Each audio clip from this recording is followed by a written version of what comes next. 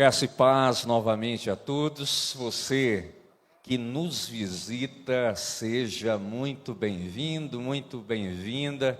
Sinta-se em casa, receba o meu abraço, receba o abraço de quem está aí do seu lado, que vai te abraçar certamente essa noite, se já não te abraçou.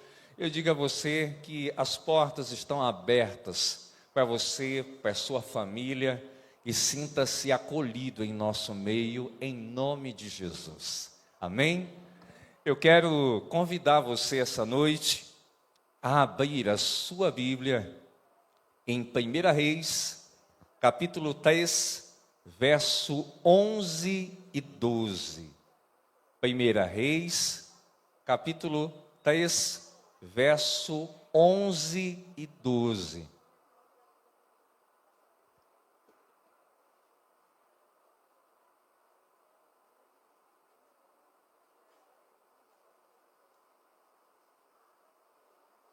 Diz assim a palavra do Senhor.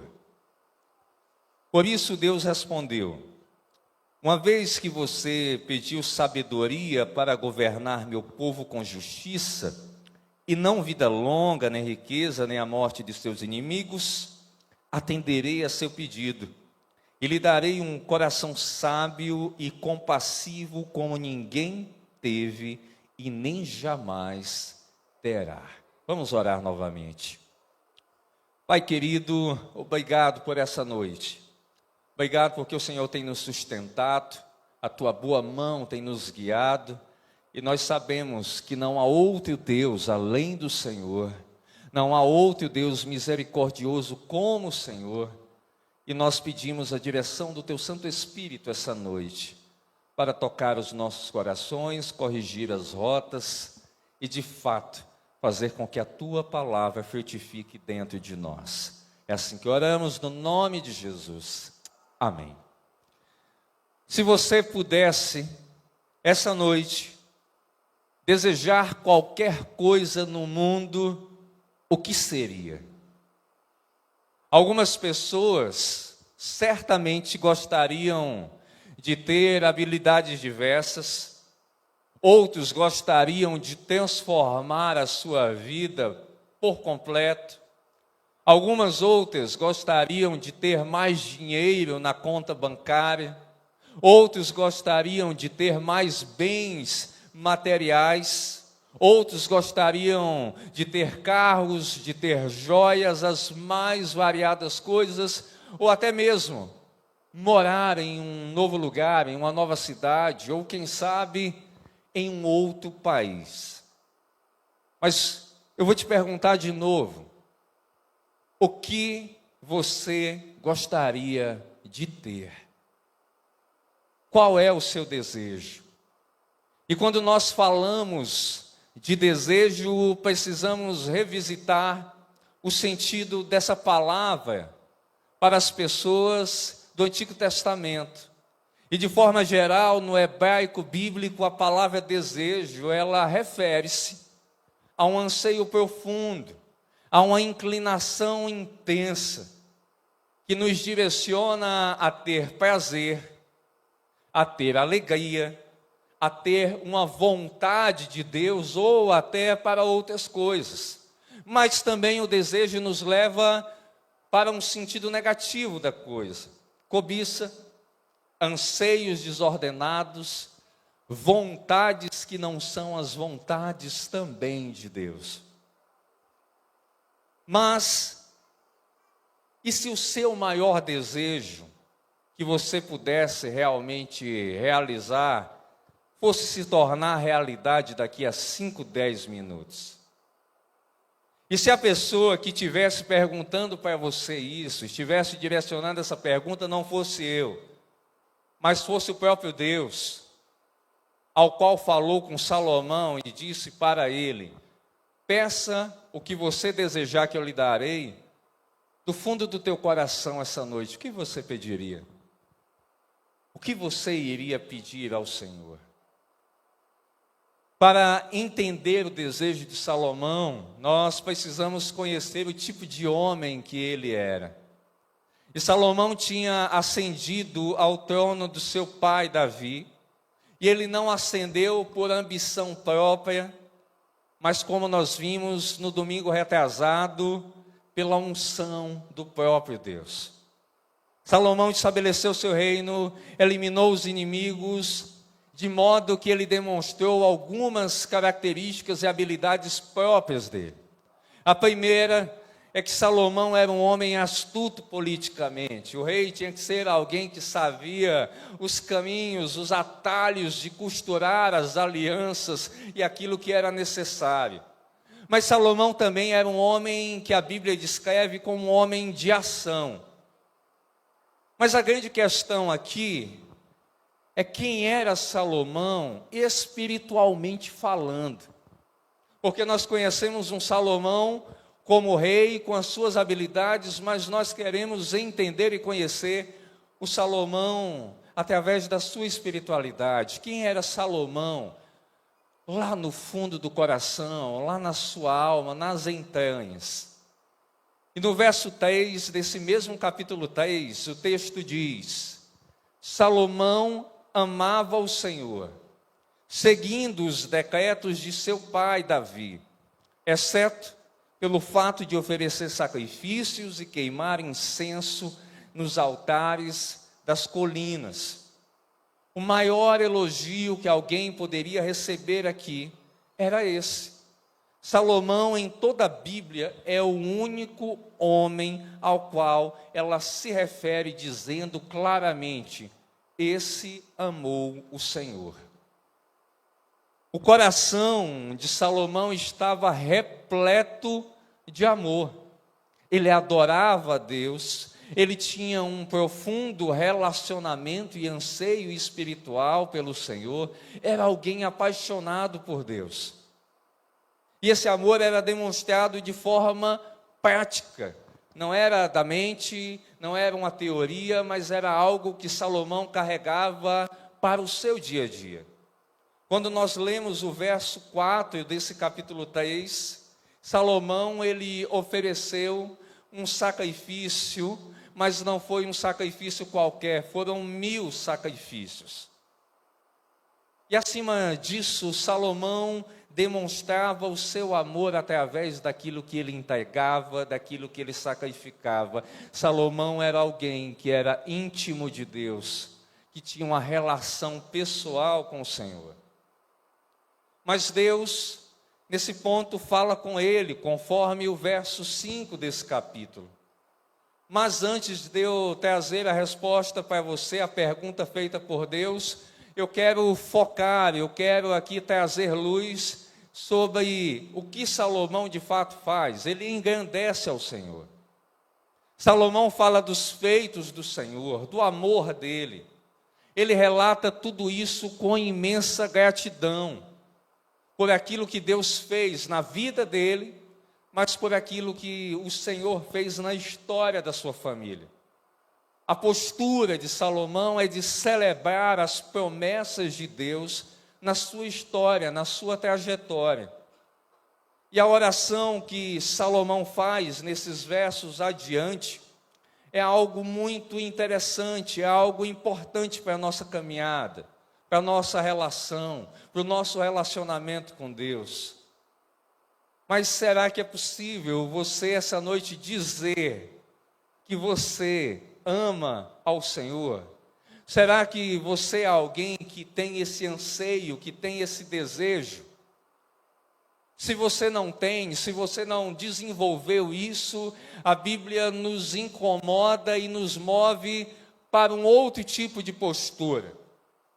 A Bíblia nos incomoda e nos move para que nós oremos ao Senhor e para que venhamos pedir a Ele hoje a capacidade de engrandecer o nome do Senhor, de adorá-lo e de amá-lo. Você consegue se lembrar hoje dos muitos milagres, dos muitos livramentos que Deus fez por você? Você consegue se lembrar de tantas coisas maravilhosas que Deus já operou na sua família? Você consegue pensar, está vindo à sua mente aí, essa série de histórias, essa série de feitos, os testemunhos que você deu? Então Deus pega e diz para você, se você se lembra, celebre a Deus, agradeça a Ele. Se eu aqui estou, é porque hoje Deus me deu mais 24 horas para celebrá-lo, mais 24 horas para engrandecê-lo. Se eu aqui estou, é porque eu passei por algumas circunstâncias que eu já relatei e superei pela graça e pela misericórdia de Deus. Mas qual foi a última vez que você virou-se para o Senhor em oração, ou louvando a Ele, ou lendo a palavra dEle, e você disse: eu te amo, Senhor? Às vezes é muito fácil a gente, no casamento, ou no namoro, ou no noivado, virar para a esposa, para a noiva, para a namorada, ou o contrário, e dizer: eu te amo. E às vezes nós dizemos das mais variadas formas, pela emoção, pelo momento, ou verdadeiramente. Mas qual foi a última vez que você disse isso para Deus? Qual foi a última vez que você celebrou a graça, a misericórdia, a bondade de Deus na sua vida? Mesmo Salomão, sendo um homem com todas essas características que a Bíblia julga como positivas, de amar a Deus, de engrandecer o Senhor, de falar da bondade dEle, Deus queria ainda tratar com Salomão e queria já de forma clara deixar alguns pontos que eram necessários para correção na vida dele. Por mais que Salomão amasse o Senhor, havia alguns sinais de que o amor de Salomão não era de todo o coração. Quando nós vamos estudar 1 Reis, nós vamos ver que Salomão, ele foi fiel ao Senhor até perto do final da sua vida. Quando você lê do capítulo 1 até o capítulo 10, eles vão apresentar, eles vão pintar um quadro de um Salomão que foi fiel ao Senhor, de um Salomão que amou o Senhor, de um Salomão que estava entregue à vontade de Deus. Mas quando você chega no capítulo 11, nós temos um outro tipo de história, um outro tipo de retrato. A Bíblia já vai descrever que Salomão se afastou de Deus. Ele não mais amava Deus, ele não mais estava rendido ao Senhor. O primeiro sinal que ainda lá atrás estava claro que Salomão precisava mudar, é que Salomão fez uma escolha na sua vida.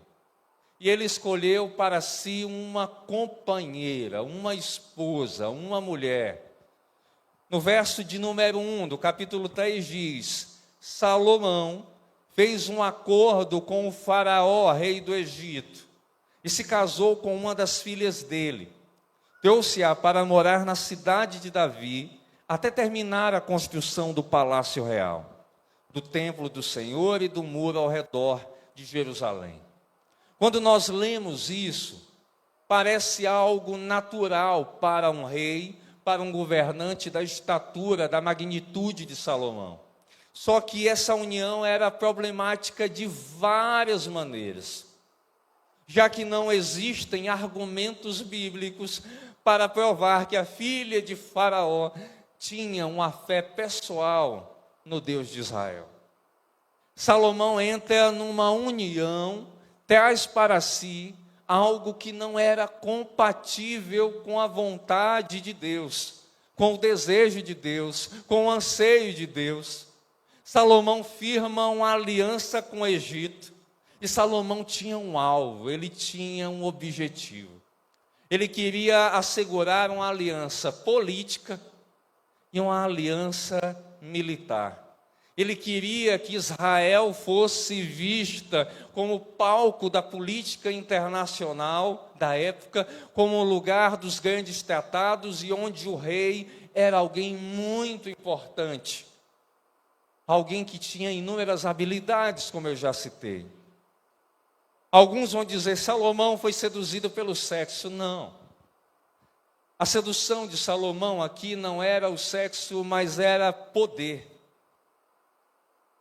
Mas a grande questão é nós nos perguntarmos qual era o desejo de Deus para Salomão e qual era o desejo de Deus para o povo de Israel.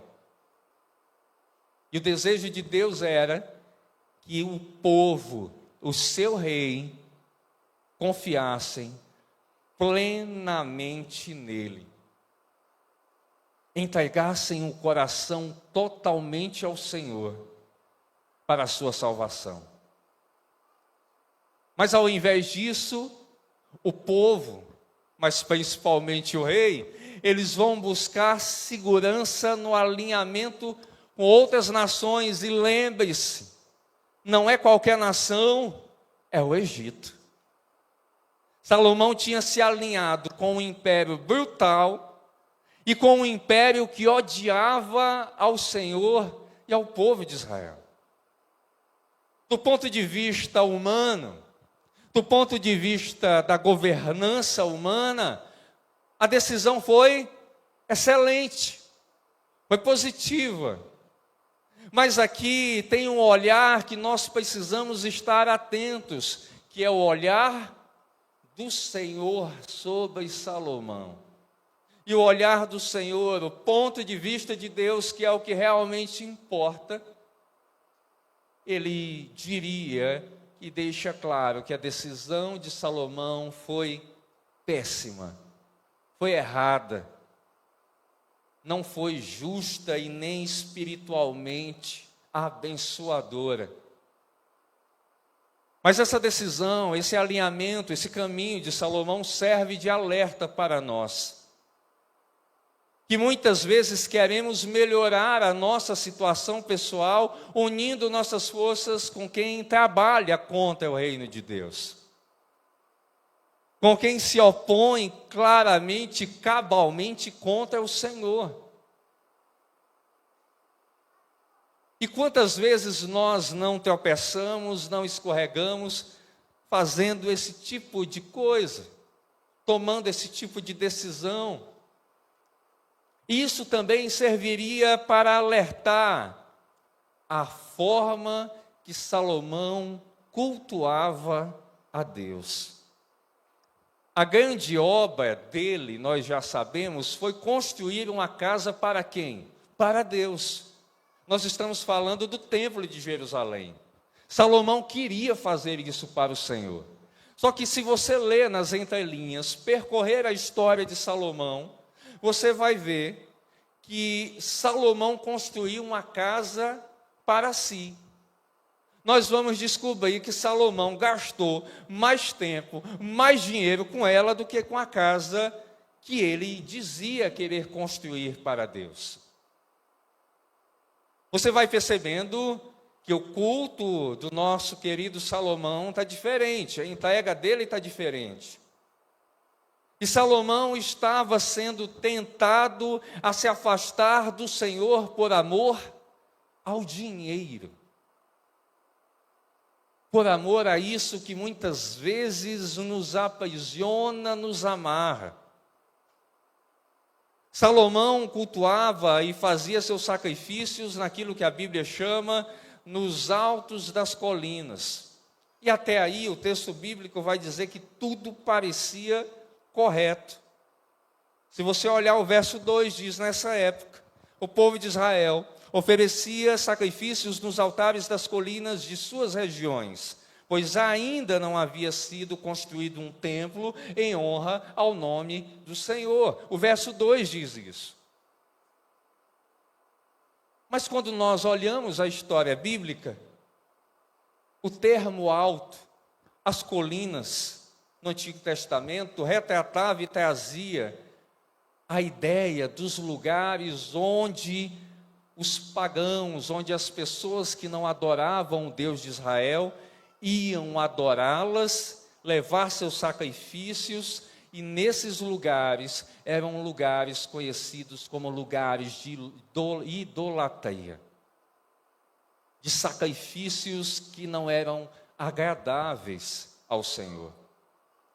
Só que se você caminhar comigo em Deuteronômio, eu peço que você abra a sua Bíblia, Deuteronômio, capítulo 12, versos 5 e 6, Deus, ele recomendava outro lugar.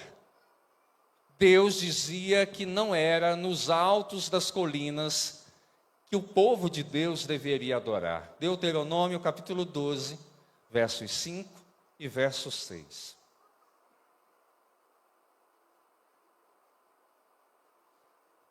Em vez disso, busquem o Senhor seu Deus no lugar que Ele escolher dentre todas as tribos para habitar e estabelecer o seu nome.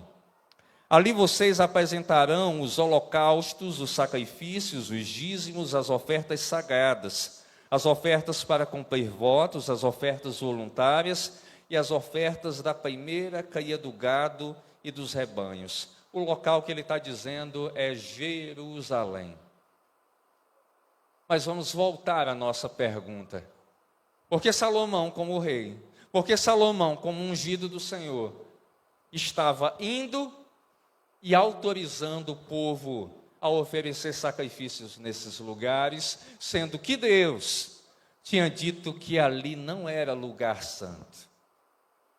O local correto era na tenda do encontro em Jerusalém. O que Salomão estava cometendo aqui? Uma idolatria junto ao povo. O Salomão já tinha tomado uma decisão equivocada, casa com a filha de Faraó. Salomão leva o povo para oferecer sacrifícios nas colinas com a desculpa de que não tinha ainda o templo. Mas ele se esquece da vontade e da recomendação de Deus. Salomão aqui demonstra um pouquinho do culto que muitas vezes nós prestamos a Deus. Do culto que muitas vezes nós entregamos de maneira errada, de maneira desleixada, e que nós começamos a relaxar e entregar a Deus não mais o melhor, mas o pior de nós. Durante esses dias, eu estava a pensar, por que nós temos tido dificuldade de chegar na hora?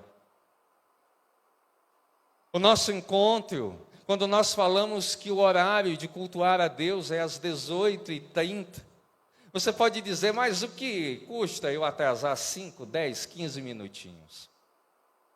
Talvez você pode chegar atrasado em virtude de uma situação de saúde, do trânsito, das chuvas. Mas seja sincero com você mesmo. Você chega atrasado por esses motivos ou é porque você, de alguma forma, já ligou o piloto automático e você chega na hora que você quer? Mas pastor, o que é que tem a ver? Eu não vou fazer nada no culto? Agora para e pensa. Nós somos igreja, nós somos povo de Deus. Nós prestamos um culto individual, mas prestamos um culto coletivo. Se o início do nosso culto, ele começa desordenado, se ele começa sem a devida reverência, nós vamos muito provavelmente ir entregando as coisas de forma equivocada a Deus. Começa com o horário que nós nos atrasamos. Começa com a falta de reverência, depois com a falta de reverência, e a coisa vai indo ao ponto que nós não mais cultuamos a Deus de forma correta. Não mais servimos a Deus nos ministérios, nas áreas que Deus nos colocou, de forma que agrade a Deus, porque nós vamos nos esquecendo de propósito daquilo que Deus colocou para nós. Colocou como um caminho, colocou como uma estrada para ser trilhada. E aí eu peço que você agora, comigo, volte alguns capítulos no livro de Deuteronômio, capítulo 6, verso 4 e 5. Deuteronômio, capítulo 6, versos 4 e 5.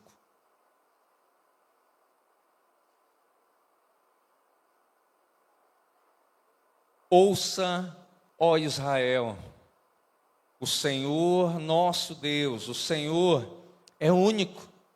Ame o Senhor seu Deus de todo o seu coração, de toda a sua alma e de toda a sua força. Todos nós aqui enfrentamos lutas e batalhas.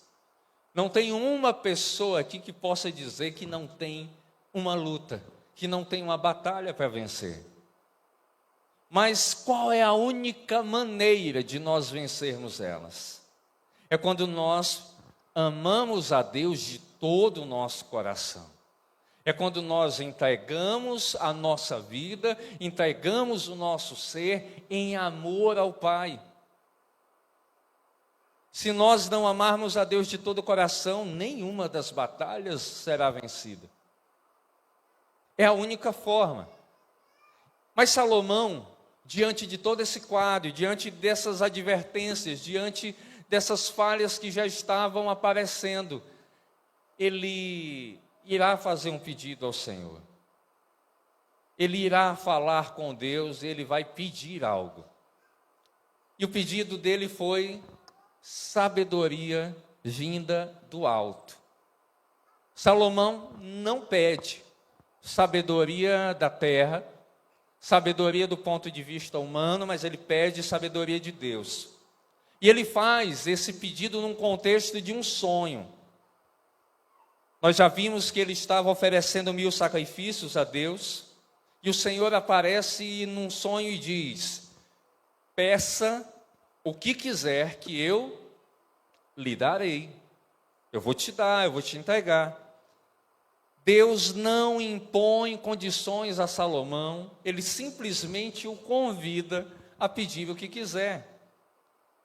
Só que nós temos que observar aqui a resposta de Salomão para Deus. E essa resposta demonstra um pouco do caráter dele.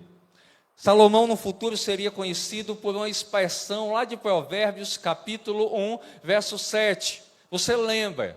O temor do Senhor é o princípio do conhecimento. Salomão, nos versos 7 e 8 aqui do capítulo 3, ele declara o seu amor a Deus. Ele declara o amor que está envolvido na relação dele com o Senhor. Ele reconhece também que Deus o colocou como rei no trono de Israel. Só que no verso 9, Salomão completa, depois de agradecer, ele faz um pedido. Ele diz, verso 9: dá a teu servo um coração compreensivo, para que eu possa governar bem o teu povo e saber a diferença entre o certo e o errado. Pois quem é capaz de governar sozinho este teu grande povo? Eu quero que você se atente não agora ao verso 9, mas aos versos 7 e 8. Na oração que Salomão traz, e em seguida no pedido, nós devemos primeiro olhar para o tipo de oração que Salomão fez. Nós devemos sempre orar por qualquer coisa, reconhecendo que Deus é Deus. Você não está orando para um qualquer, você não está orando para o nada, você está orando para o Deus Todo-Poderoso. Segundo lugar, você deve orar entendendo que Ele é o seu Deus. Que você não adora a nenhum outro, mas Ele é o seu Deus. Você tem uma relação, você tem uma intimidade. Você reconhece, você diz que Ele é o seu Deus, e você crê que Ele está operando na sua vida e cumprindo promessas que Ele já determinou, principalmente para a salvação.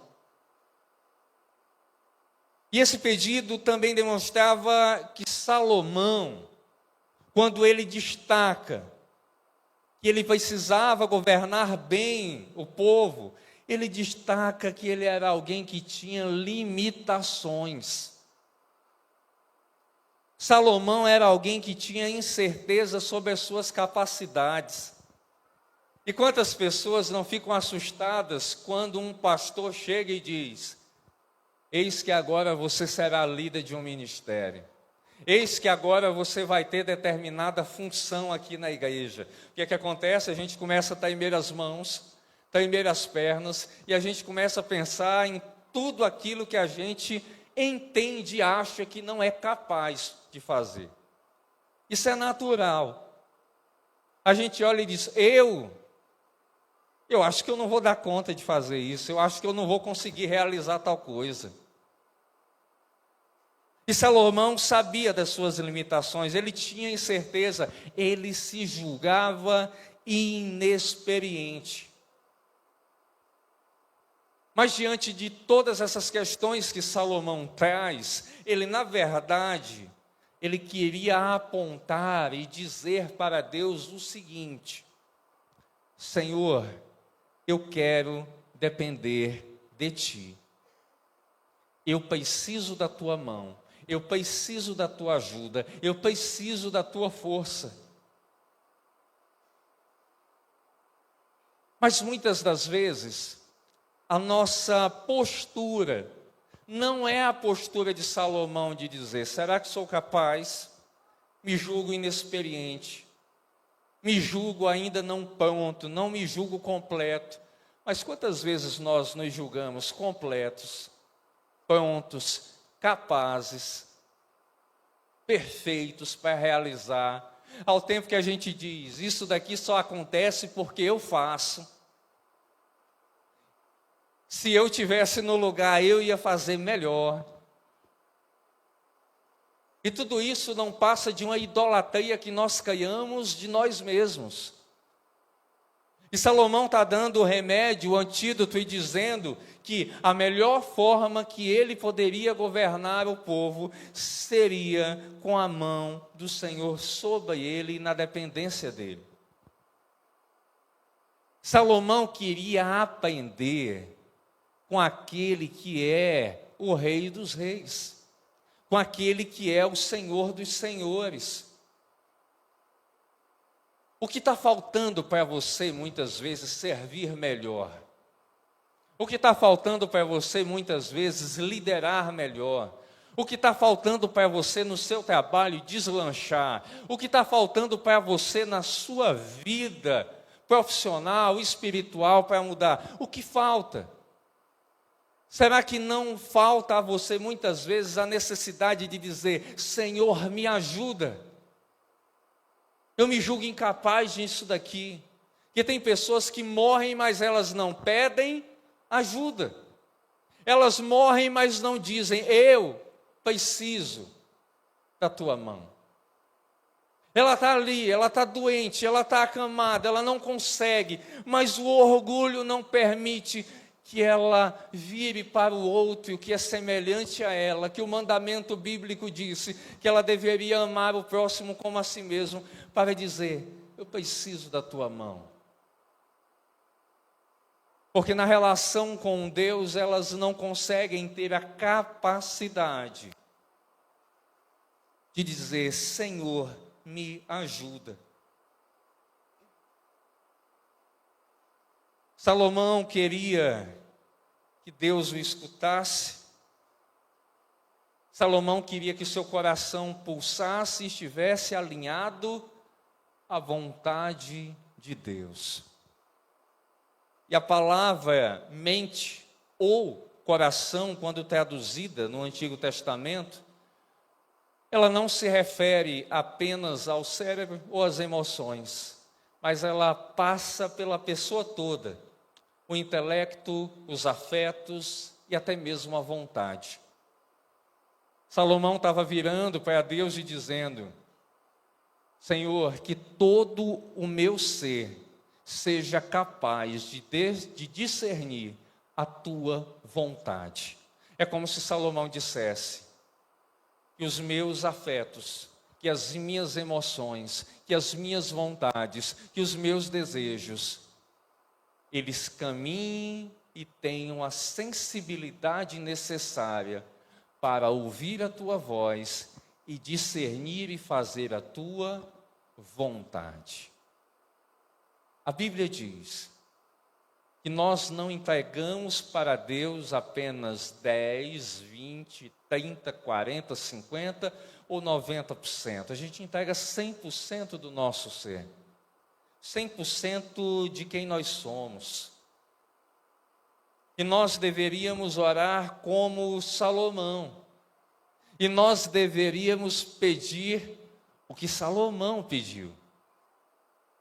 Nós deveríamos reconhecer as nossas limitações. Nós deveríamos reconhecer as nossas fraquezas. Nós deveríamos dizer: Senhor, eu sou fraco sem Ti. Nós deveríamos ser francos com Deus.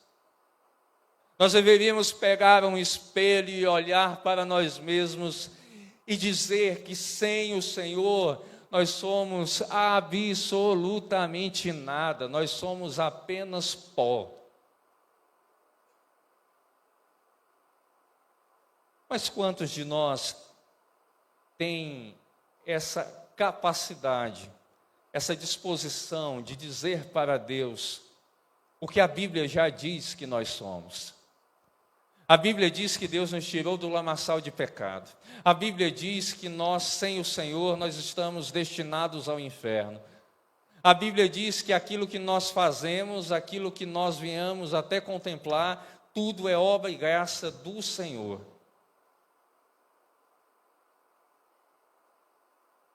E às vezes a gente quer dizer, essa tarefa que eu consigo cumprir. E Deus pega e vem e diz para a gente que nenhuma das tarefas que Ele nos deu, nós seríamos capazes de cumprir se não fosse a boa mão e o cuidado e a direção dEle. Nenhum pastor, por mais habilidoso que seja, capaz de pastorear um rebanho se Deus não for o seu real suporte. Nenhum líder de ministério é capaz de liderar um ministério com excelência se o Senhor não for o seu suporte. Ninguém pode viver uma vida espiritualmente saudável se Deus não for o alfa e o ômega da sua vida.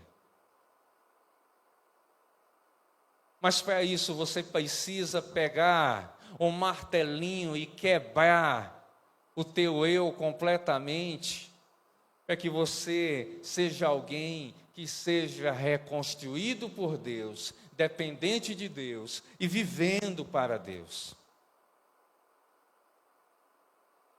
É por isso que nós precisamos pedir a Deus entendimento, pedir a Deus discernimento, para nos tornarmos capazes de realizar grandes coisas. No domingo passado, foi pregada uma mensagem aqui que tratava sobre unidade, sobre uns aos outros. Mas para marcharmos juntos, para caminharmos unidos, há uma necessidade de nós reconhecermos uns para os outros que somos fracos, que somos dependentes, que precisamos uns dos outros, que ninguém é melhor do que ninguém, que o reino é construído com o Senhor, que o ego, que as vontades precisam ser encaixotadas e botadas no lixo para que a vontade de Deus prevaleça.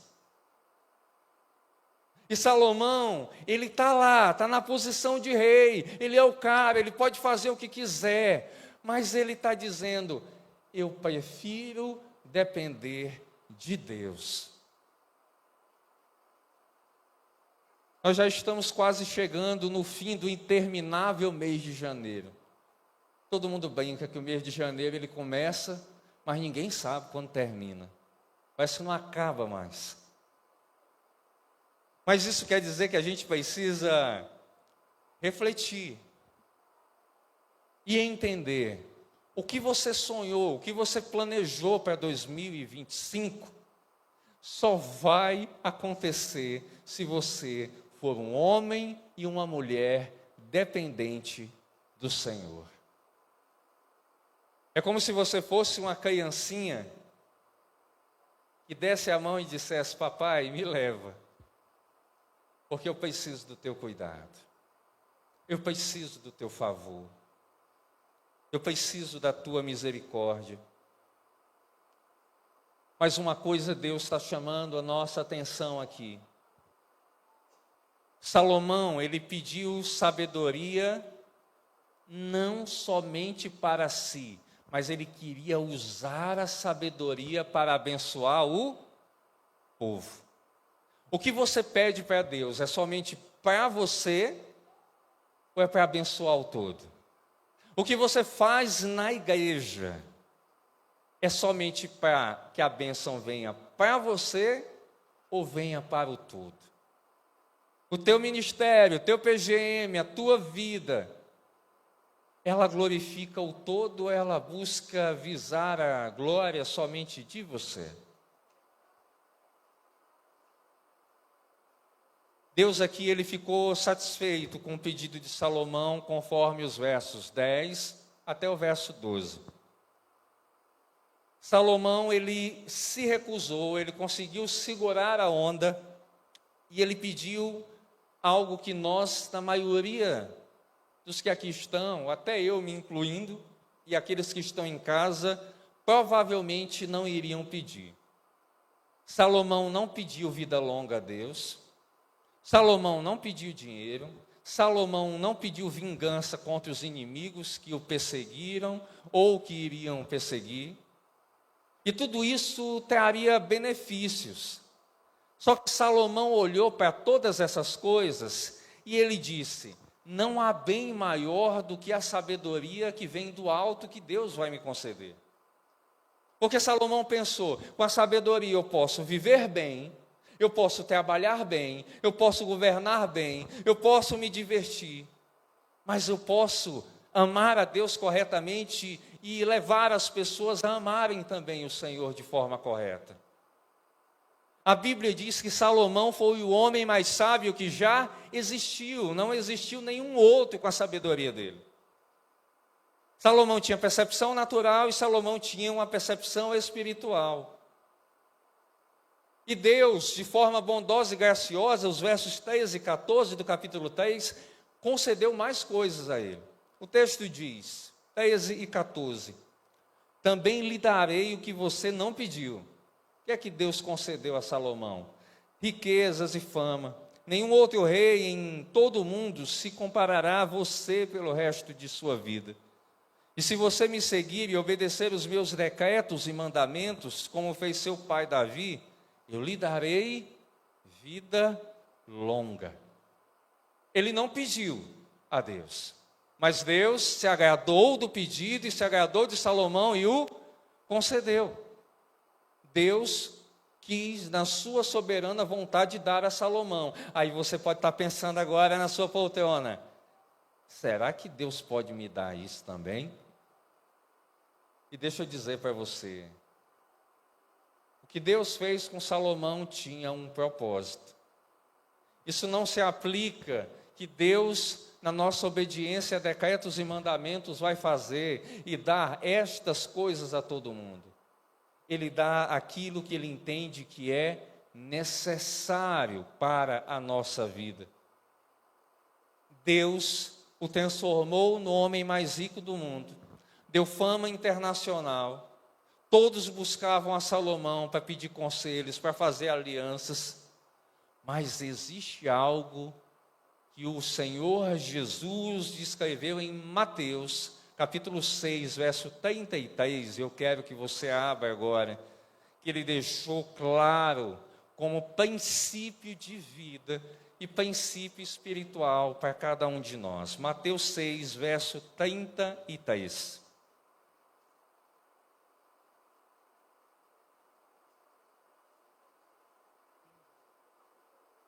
texto diz: busquem em primeiro lugar o reino de Deus e a sua justiça, e todas essas coisas lhes serão dadas.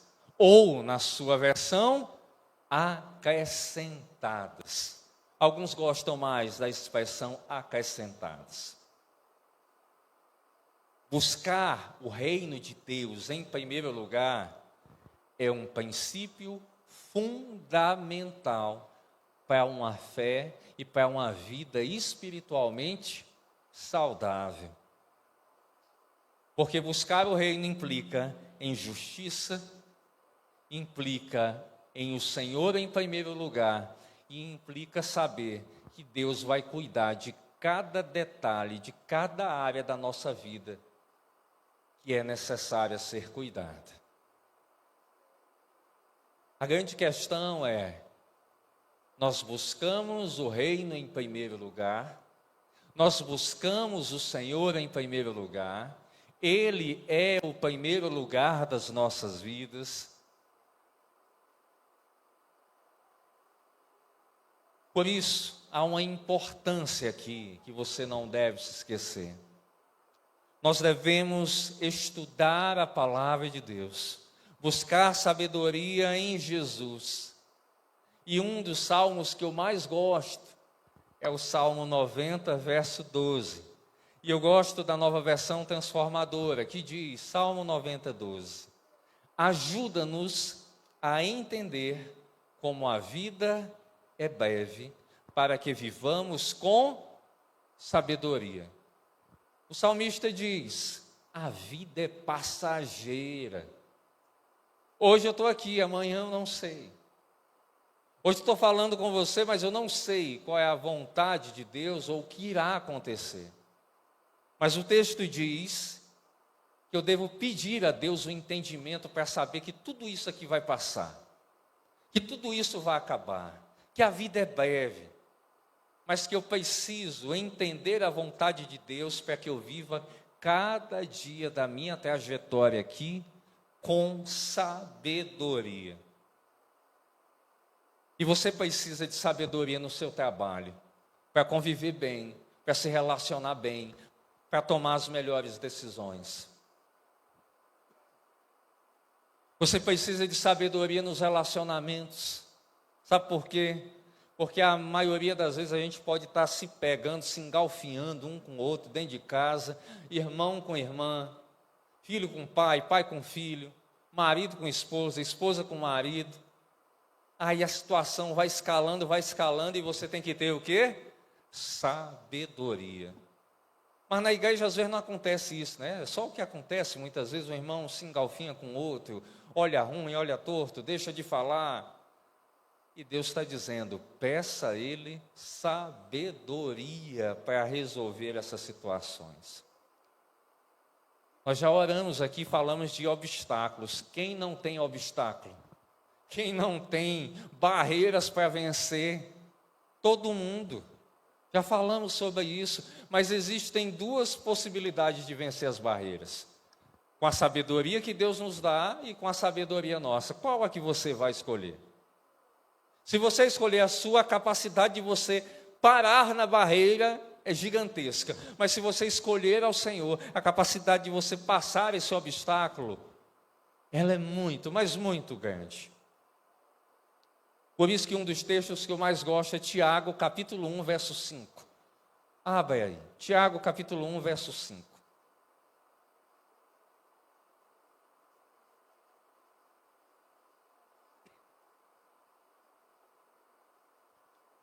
Nesse texto diz, se algum de vocês precisar de sabedoria, peça a nosso Deus generoso e receberá.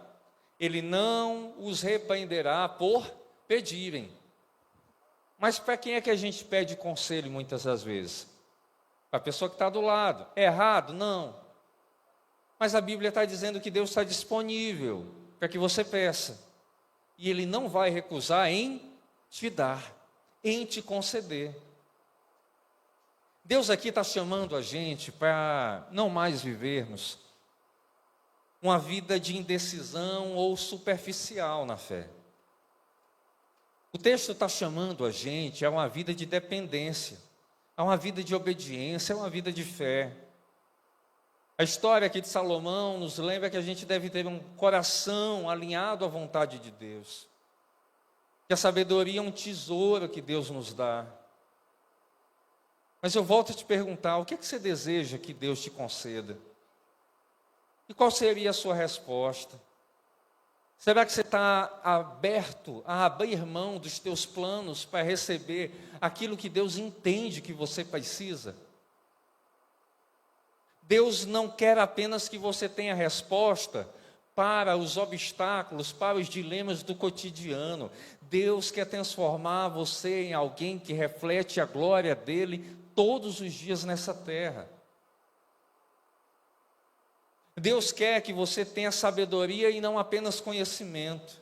Você tem que ser alguém submisso ao Senhor e à sua vontade. Você tem que ter um coração rendido ao Senhor. Mas para isso você precisa essa noite sair daqui com uma decisão clara, cristalina, de buscar a Deus de todo o teu coração, não para satisfazer os teus próprios desejos, não para satisfazer as tuas vontades, mas para viver para um propósito eterno. Ele quer te capacitar. Ele quer ouvir o teu clamor, mas a grande questão, você está pronto a se entregar completamente ao Senhor? Você está pronta a entregar a sua vida em rendição a Ele? Em viver algo maior na sua vida? Essa resposta, essa decisão, cabe a você que não aceitou a Jesus, tendo que aceitá-lo. Cabe a você que já vive para o Senhor e que precisa decidir a cada dia viver para Ele. E uma coisa eu posso te garantir com toda certeza: Deus pode te encher com sabedoria vinda do alto. Deus pode te encher com coragem, para que você responda ao seu chamado com um sim, mas um sim de dependência, um sim de entrega, um sim de compromisso ao Senhor. Eu queria que nesse